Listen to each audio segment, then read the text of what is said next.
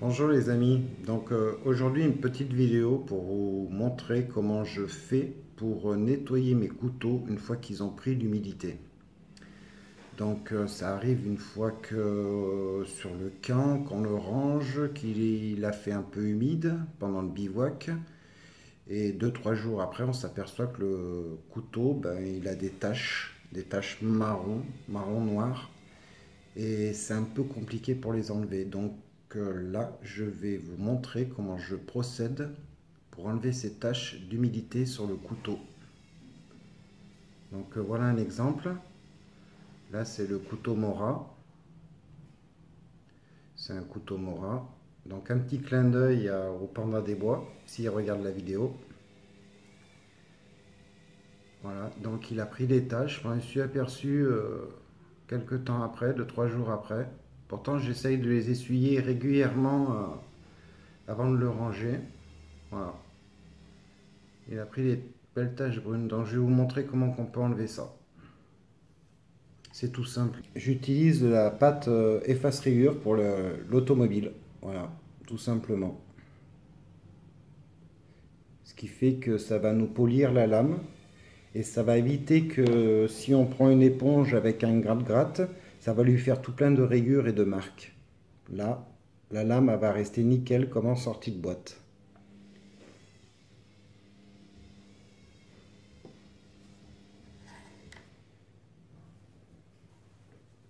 Donc un bon chiffon,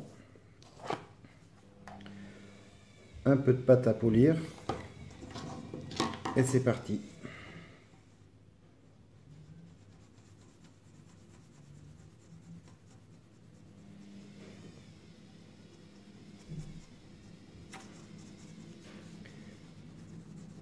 Pas hésiter à en mettre sur toute la lame et bien frotter. Ah, ça prend un petit peu de temps, mais après ça marche super bien.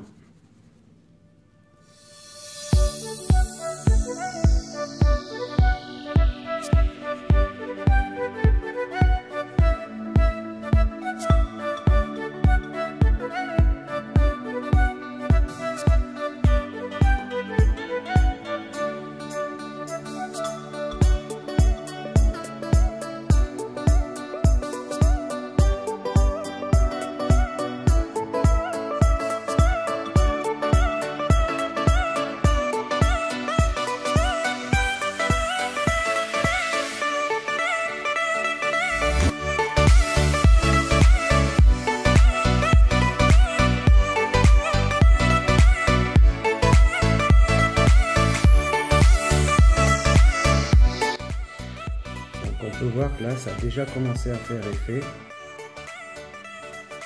Là, je vais l'essuyer pour montrer le résultat.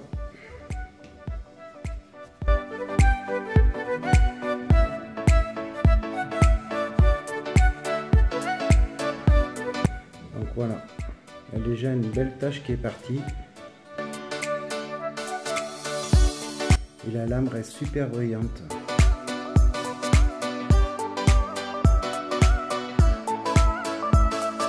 Donc maintenant je vais faire le bas là, de la lame.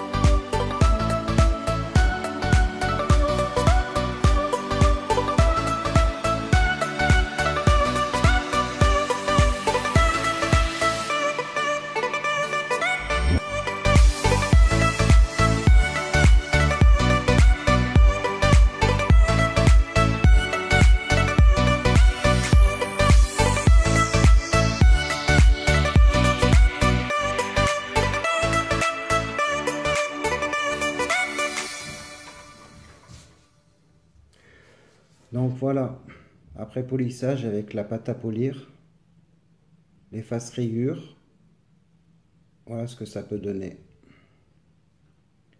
Donc on récupère quand même une lame qui est quand même jolie, brillante, lisse, pratiquement comme à l'origine. Il reste légèrement un peu de traces, il faudrait que je continue pour vraiment toutes les effacer. Mais voilà. Donc maintenant il me restera à mettre un petit peu d'huile dessus avant de le ranger. Le réaffûter, mettre un petit peu d'huile et le ranger. Voilà, donc en huile j'utilise de l'huile d'olive tout simplement. Voilà, pour le regraisser avant de le ranger. Un petit coup de partout sur la lame.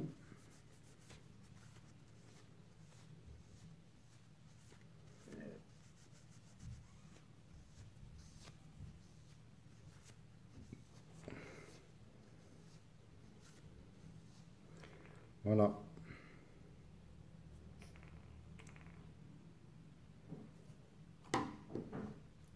Comme ça, il est reparti à neuf.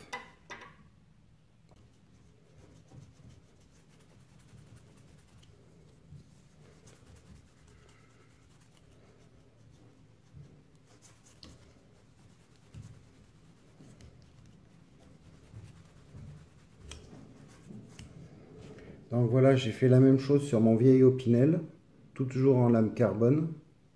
Donc ceux-là, on sait très bien que quand on a fini de manger avec, au bout d'un moment, ils finissent par noircir.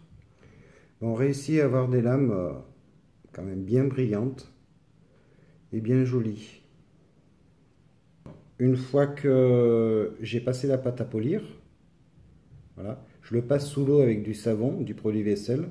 Je lave comme il faut, je lave ma lame comme il faut parce que bon, bah, la pâte à polir au niveau alimentaire, c'est pas top. Donc voilà. Si je sais que je ne vais pas m'en servir, je vais lui passer un peu d'huile dessus pour pouvoir le ranger. Et si je m'en sers régulièrement, bah, je vais essayer de bien l'essuyer et de bien l'entretenir. Voilà.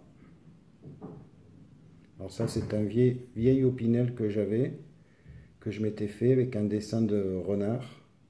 Voilà. Donc voilà comment nettoyer une lame une fois qu'elle a eu des piqûres après l'humidité, qu'elle a commencé un peu à rouiller, à piquer. Voilà. Donc voilà une astuce toute simple, toute bête. Donc le tube de pâte efface rayures, bah, ça coûte pas tellement cher. Il y en a pour un moment. On peut faire quand même pas mal de couteaux avec. Ça enlève quand même pas mal les rayures. Ça les fait bien brillants. Donc voilà, top, une petite astuce. Voilà. Le Mora, pareil, était bien piqué.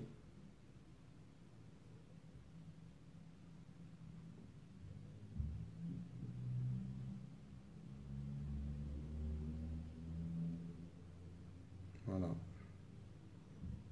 Là, il est bien revenu. Donc voilà, j'espère que cette vidéo vous aura plu et je vous dis à bientôt.